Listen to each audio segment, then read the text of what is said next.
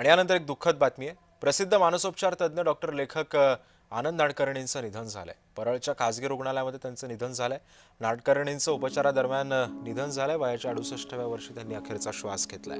मानसिक आरोग्य क्षेत्रामध्ये डॉक्टर नाडकर्णींचं नाव आणि योगदान खूप मोलाचं आहे। IPAचे संस्थेमार्फत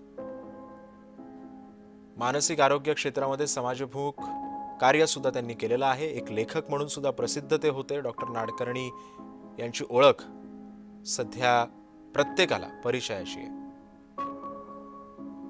वयाच्या 68व्या वर्षी त्यांनी अखेरचा श्वास घेतला आणि या सगळ्या संदर्भामध्ये बोलण्यासाठी माझे सहकारी अंकिता जाधव आपल्या सोबत आहे।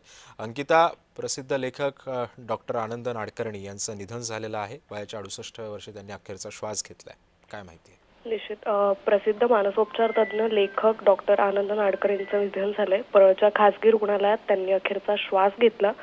खरं तर आनंद नाडकर्णी हे एक प्रसिद्ध मराठी लेखक, नाटककार आणि मनोविकार तज्ञ आहेत। आनंद नाडकर्णी यांनी 1980 साली MBBS आणि 1984 साली मनोविकार शास्त्रामध्ये MD या पदवी मिळवल्या होत्या। त्याबरोबरच खरं तर त्यांचं उल्लेखनीय काम असं होतं की मनोविकारांबद्दलच्या गैरसमजुती विरुद्ध त्यांनी चळवळ उभारली होती आणि त्याचसाठी त्यांनी एक संस्था ही स्थापन केली होती। त्यामुळे नाडकर्णींच्या या संस्थेमध्ये जवळपास 60 मनोविकार तज्ञ, मानसशास्त्रज्ञ, समुपदेशक, 25 आधार सदस्य अशा विविध प्रकल्पांवर काम करणारे जवळपास 300 प्रशिक्षित स्वयंसेवक कार्यरत आहे। त्याचबरोबर पुणे इथं त्यांनी मुक्तांगण व्यसनमुक्ती केंद्राचे ते संस्थापक आहेत।